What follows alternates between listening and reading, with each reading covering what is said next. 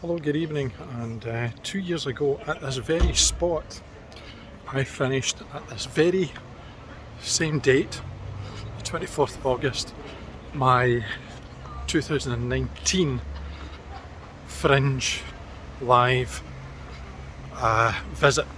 And 2 years on, 2021, I'm here again and I'm finished. I don't have my son with me this time, who was trying to hide and not be seen, but that's the live part of 2021 over, and I am now not rushing to go and get the train. I would have been rushing to get the train had the last performance finished on time, but it took a little bit longer, and therefore I'm now off to get to the train and coming to the busy part of Edinburgh. So thoughts and so on will come over the next day or so.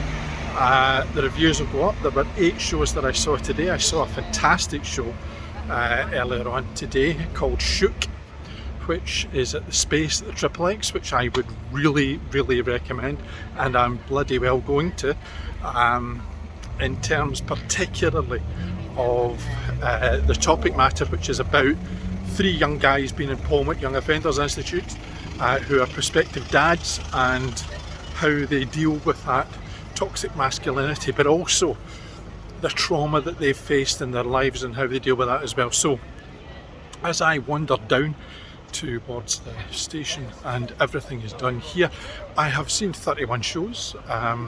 Most of them have been live so far. I'm not going to finish my reviewing tonight. I'm going to be continuing to do that because I've got stuff to see online, particularly from Sea Arts and from Summerhall, which will allow me to add to my understanding of it all. There's been a big fire today on the George IV Bridge, which has been on the news, which has been interesting, being live in Edinburgh, watching the smoke coming out, but also it's made my going to various venues more and more difficult. But the whole experience has been very different. It's been the Fringe, there's been little doubt about that. It's certainly been something that I have enjoyed. But what's going to happen next? There has been the launch of a £7.5 million rescue package from request from the Edinburgh Fringe Society, because this year's Fringe has been put on not just because of a variety of grants that have been unique, but also loans that need to be paid back now. How does it survive from this point onwards? £7.5 million. It's hardly short change. And there have already, I think Edinburgh Gin has been the first to put up a fairly significant amount. Who else is going to come to their aid, come to their rescue? Will the Fringe be back in 2022? Is that a legitimate question to ask?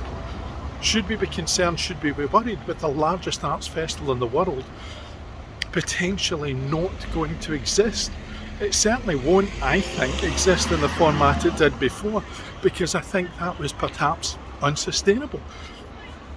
But now we've gone back to the origins in many ways, and now we're looking at what it is that it's going to mean for the future of the arts in the largest art festival that brings multi-billion pounds worth of commerce and finance into this fantastic city.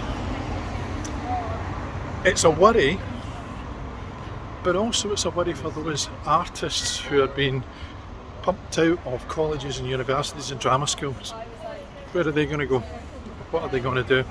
Where is the next generation of those artists who are going on to make those Netflix documentaries, and indeed also those television programmes that allowed us to get through lockdown?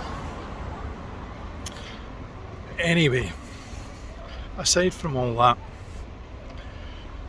it's been good to be back in a live venue. It's been good to be back amongst a live audience.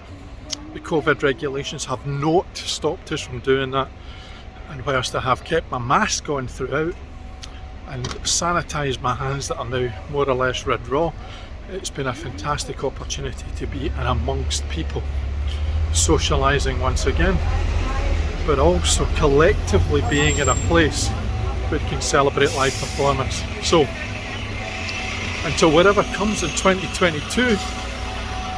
This is the end of the live part of the festival, and the reviews have got 48 hours to go up onto the website, which they will do. And until the next time, bye for now. I'm starving.